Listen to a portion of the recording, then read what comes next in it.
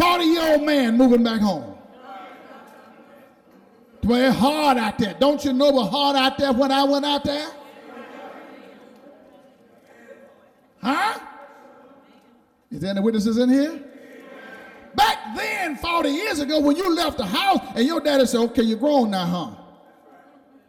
Oh, you don't want to obey my rules no more, huh? Well, then there's that door. When he said the door, he meant the door. And it wasn't a revolving door. You hit the door and stayed out the door. That's how you learn. That's how you learn how to be a man. And I said, boy, if I don't care how hard I get it, I ain't never going back there no more. Hey, man. I ain't going back no more. I wasn't going back. I wasn't going back. I meant I wasn't going back. That's how you become a man. You teach them how to assume responsibility for themselves. And you stop assuming responsibility for 40-year-old girls and 40-year-old boys. Because if you are assuming responsibility for them, that's what they are, still girls and still boys. They are not men, and I think I'm saying something here, Lord. It's sure is quiet. I'm all over some folks' house. You know, they go out, they get 4 or 5 children, then they bring them back to your house and say, Mama, I want you to help me. You done told them, don't go out, get 4 or 5 children. They go out, get them, they come back.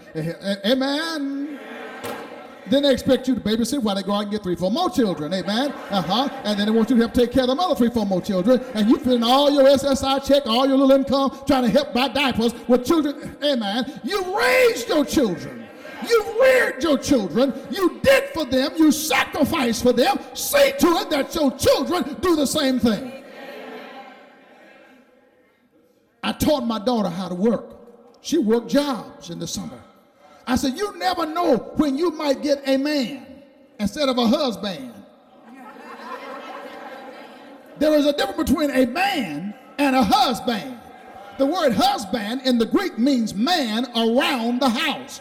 It means protective band around the house. That's why it is a band you put on when you get married. It's called a wedding band. He protects everything in the house. But if you got a man rather than a husband, you might have to work and take care of you and your children.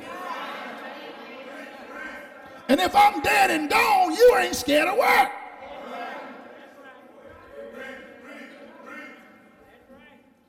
Think I'm going to send her all the way to Abilene and get her degrees and get her this and sacrifice and get her to drive my car and burn up my gas and all that stuff. And then here comes some guy, can't pull his pants up, got parts all over his head, 18 earrings in his ear, and going to talk to my baby. You better...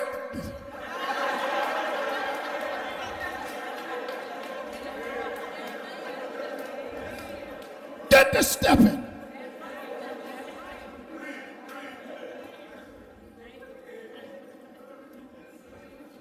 Y'all all right? Become self-sufficient. Teach them to assume responsibility. That's why you ought to be making your 17-year-old daughter's bed. You washing dishes. And they just finished eating out of the plate that you bought. Ate the food that you bought. The food you cook. And they get up and go to their room and get on the cell phone. And then get mad when you say, clean the kitchen up. Oh, clean it up last time. I bought groceries last time. I paid the light bill last time.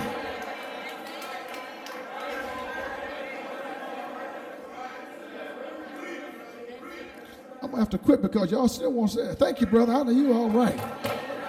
Man. Man, we... Man.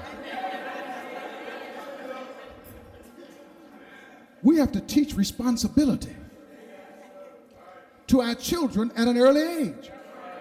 When you were young, you had to milk the cow, you had to get the firewood in, you had to make the fire, you had to take out the ashes, you had to draw the water, you had to wash the clothes, Didn't y'all do that? Y'all didn't do that at y'all place? What's that something, sisters?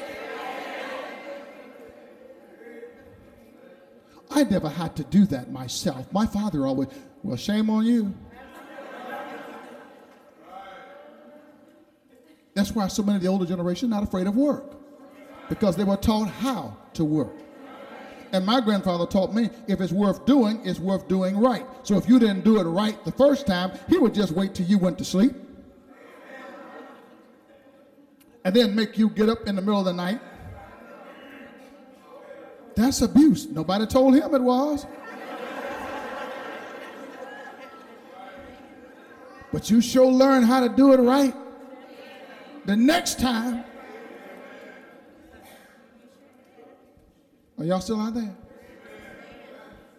Teach them how to assume responsibility for themselves. You don't have to pay your son to cut the grass. He lives there. Pay him to wash the car. You want to drive it? No. It didn't work that way. Better move on because y'all can't take. Woo, bothering some folk tonight. I'm all over their toes. They wearing the right side, but their toes are hurting. So I keep stepping on them. Is that all right?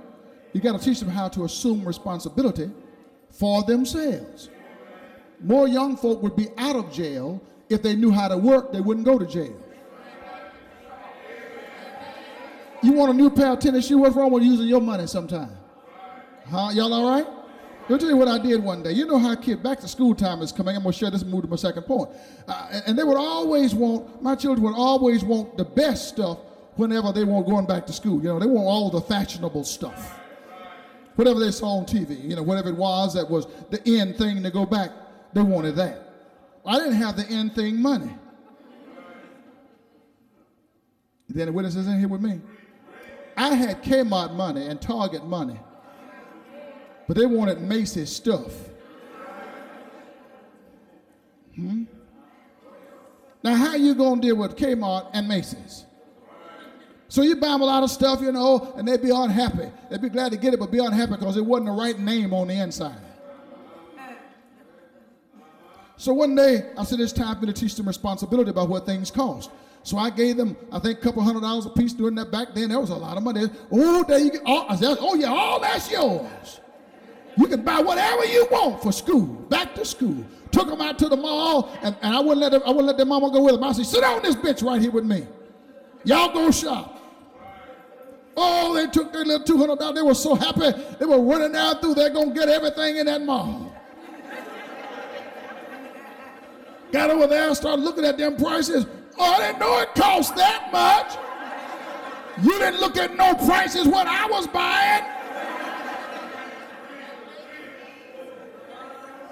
I want it. They came back after an hour, been gone. This too high here, Daddy. Can we go somewhere else? Back to Kmart.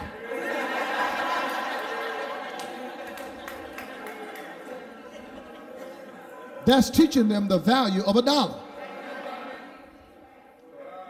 I got to go on. Do you know, this is not economics. The dollar turns over in our community one time before it leaves it. We are the number one consumers that there are in the world. We as African Americans buy more than anybody else. We're the number one consumers, and yet we own very few businesses because we have not taught how to handle the dollar.